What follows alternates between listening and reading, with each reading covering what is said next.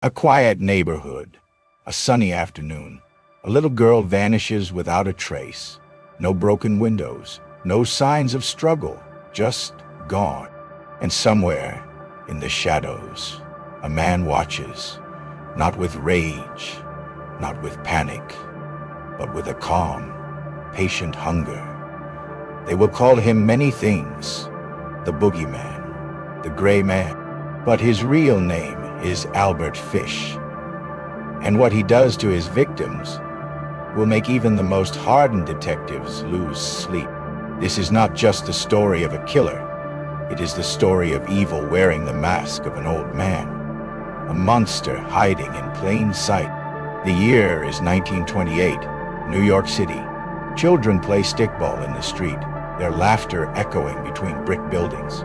But in the crowd of strangers, one figure lingers, thin, pale, hair graying at the temples. He looks harmless, almost frail. He carries a folded newspaper, but inside, tucked neatly, is something else. He smiles at the children, speaks gently, even kindly. No one knows that behind those polite words lies a mind shaped by decades of depravity. Albert Fish has moved from city to city, always unnoticed, always watching. He has learned the greatest trick of all: to be invisible, even when standing right in front of you. Before he was the Gray Man, he was just Hamilton Howard Fish, a boy born into misery 1870, Washington, D.C. His father dies when Albert is only 5. His mother, unable to care for him, sends him to an orphanage. There, the lessons are not read from books. They are learned through pain, beatings, whippings, punishments that leave scars, not just on the skin, but on the mind. Albert begins to associate pain with something else: pleasure. And in that twisted connection, the seed of a future monster begins to grow.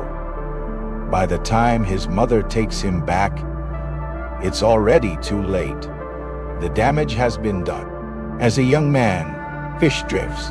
He takes odd jobs: house painter, handyman, but never stays long. At night, his mind is consumed by darker thoughts. He reads about crimes in the newspapers, not with horror, but with fascination. He begins experimenting. Self-inflicted pain, bizarre rituals, obsessions with the suffering of others. It is here in these shadows that the man who will one day terrify an entire city begins to take shape. And yet, on the outside, he is just another quiet face in the crowd. No one suspects the hunger growing inside him. It begins, as so many tragedies do, with trust. Grace Budd is a bright, sweet 10-year-old girl. When a polite, grandfatherly man offers her family a job for their son, they welcome him in. He tells them his name is Frank Howard. He says he owns a farm. He even invites Grace to join him for a birthday party for his niece. Her parents, reassured by his gentle demeanor, say yes. Grace puts on her Sunday best and leaves with the kind old man. She will never come home. Years later, the Budd family will receive a letter from Albert Fish, and what it says will scar them forever. The day Grace disappears, the streets of Manhattan are alive with weekend bustle. Fish walks beside her, holding her hand like a doting grandfather. To passers-by, it's a sweet, innocent scene. But Grace has no idea she is walking toward her death. The birthday party is a lie. Instead, Fish leads her to an empty, decaying house. The neighbors will later recall seeing the old man leave alone. Grace is never seen alive again. Somewhere in the quiet of that abandoned home, Albert Fish commits one of the most horrific acts in criminal history. Detectives searching for Grace Budd hit dead ends. The man calling himself Frank Howard seems to have vanished into thin air. In reality, Albert Fish has slipped back into the shadows, living quietly in a boarding house. He reads the papers every day, smiling at the headlines about the search. He knows they will never find her, because Albert Fish has perfected his disguise. Not the fake name, but the face of a harmless, aging gentleman. It is a mask more powerful than any weapon. Grace Budd was not Albert Fish's first victim. She was only the one who would finally lead police to him. Years before, in the back alleys of New York, children had gone missing. Poor children, forgotten children. Their names never made the headlines. Fish prowled the streets, offering them small coins, candy, or a warm meal. No one counted them missing because no one was counting them at all. It was the perfect hunting ground for a man like him, and it fed the darkness that had been growing inside him for decades. 6 years after Grace Budd's disappearance, the Budd family receives an envelope. No return address. The handwriting, shaky but deliberate. Inside is a letter. At first, it seems like the rambling of a madman. But then, the details emerge. Descriptions of that day, the empty house, what he did to Grace. The words are so graphic, so vile, that police will never release the full contents to the public. The Budds collapse in grief. The police, however, see something else. A clue, because the envelope bears a small emblem from a boarding house. Detectives trace the emblem to a small Manhattan boarding house. The landlady remembers him, an old man, quiet, who always paid rent on time. He had left for a short trip, but would be back, so the police wait. Hours pass. Then a frail figure appears at the door, carrying a bundle of groceries. The detective steps forward, Albert Fish. Fish tries to run, surprising, given his age. But they catch him within seconds, in his coat pocket. They find a knife and a razor blade. The gray man is finally in custody. In the interrogation room, Albert Fish sits calmly, as if this is all a formality. He talks freely, not with remorse, but with a kind of pride. He tells them about Grace. He tells them about other children. He describes acts so disturbing that seasoned detectives have to leave the room. Fish insists it was never about hatred. It was about desire. A twisted, unfathomable hunger that had consumed his life. For the first time, the mask of the harmless old man is gone. What sits before them is pure, unfiltered evil. In March 1935, the trial of Albert Fish begins. The courthouse is packed. Journalists, families, curious onlookers. On the stand, Fish appears small, almost pitiful. But then the prosecution reads from his letter to the Budds. Gasps ripple through the room. The jury sees not an old man, but the monster lurking beneath the wrinkled skin. His defense claims insanity. The prosecution counters. Insane or not, he knew exactly what he was doing.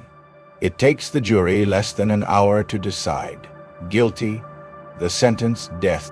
In Sing Sing prison, Albert Fish spends his final months drawing, writing letters, and talking with guards. He shows no fear of death. In fact, he seems almost eager. On the night before his execution, he tells a guard, "I've had a grand time."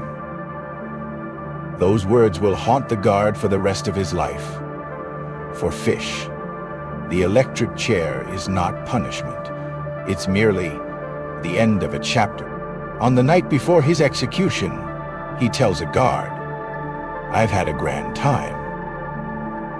Those words will haunt the guard for the rest of his life. For Fish, the electric chair is not punishment. It's merely the end of a chapter. January 16th, 1936, a cold, gray morning. Albert Fish is led into the death chamber. Witnesses watch as he is strapped into the electric chair. He smiles faintly. When the switch is thrown, the room fills with the hum of high voltage. It takes more than one jolt to kill him. When it's over, the gray man is gone, but the darkness he left behind will linger for decades. Even today, criminologists and psychologists struggle to explain Albert Fish. Was he born evil? Or did a childhood of cruelty and abuse twist him into something unnatural? His crimes remain among the most disturbing in American history, and his story serves as a reminder that sometimes the most dangerous monsters are the ones who smile kindly, speak softly, and look just like everyone else. News of Albert Fish's arrest spreads like wildfire. Newspapers call him the Gray Man, the Brooklyn Vampire. The Boogeyman reporters swarm the courthouse, desperate for detail. But when parts of his letter to the Buds leak, editors refuse to print the full text. It's too horrific, even for the sensational press of the 1930s. The public is left with fragments, whispers of cannibalism, sadistic rituals, and unthinkable cruelty. For parents across America, the face of evil now has a name. Psychiatrists are brought in to examine Fish. What they find is a labyrinth of delusions, fetishes, and compulsions. He speaks of voices from God, telling him to kill, of religious visions, twisted into rituals of pain. One doctor calls him the most deranged individual I have ever met. Yet, chillingly, Fish can discuss these acts with the calm of a man describing a Sunday stroll. It leaves an unsettling question. Was he insane or perfectly sane in his madness? Fish's children are brought into the courtroom, not as suspects, but as living reminders of his double life. They recall a father who could be oddly tender, telling bedtime stories. Stories that, looking back, were filled with disturbing images. Some defend him, blaming his behavior on childhood abuse. Others refuse to speak of him ever again. They live under the weight of a name that will forever be synonymous with horror. The trial is short. The jury has heard enough. The letter, the confessions, the testimonies, even those inclined to believe his insanity plea, can't ignore the precision of his crimes. After less than an hour of deliberation, they return guilty. The sentence is death by electric chair. As the verdict is read, Fish shows no emotion. He simply nods as if he has been expecting it all along. At Sing Sing prison, death row inmates often spend years awaiting execution. Albert Fish waits calmly, almost cheerfully. He chats with guards, telling them stories of his life, stories they will wish they had never heard. One guard admits he prays at night after hearing Fish speak. Fish tells him not to worry. Hell will be full of the kind of people I like, he says with a faint grin. On January 16, 1936, Albert Fish is offered his last meal. He asks for a single portion of roast chicken and nothing else. As he eats, he hums quietly to himself. When the guard tells him it's time, Fish stands up without hesitation. His frail frame is almost weightless as they lead him to the chamber. Witnesses fill the viewing room. Fish is strapped into the electric chair. The warden asks if he has any final words. "I don't even know why I'm here," he says, and then smiles. When the switch is thrown, his body jerks violently. It takes 2 jolts before he is pronounced dead. The smell of burnt flesh lingers in the air. News of Fish's execution dominates headlines. For many, it's the end of a nightmare, but for others, especially the families of his unknown victims, there is no closure. Police believe he may have killed more than a dozen children, but with no records, no bodies, and no witnesses. The truth will never be fully known. Albert Fish's crimes become the stuff of legend, whispered about in dark corners, studied by criminologists, and feared by parents for generations. His story is not just one of murder, but of how evil can hide in plain sight. The face of a kindly old man, masking a hunger beyond comprehension. The gray man may be gone, but the shadows he left behind will never fade.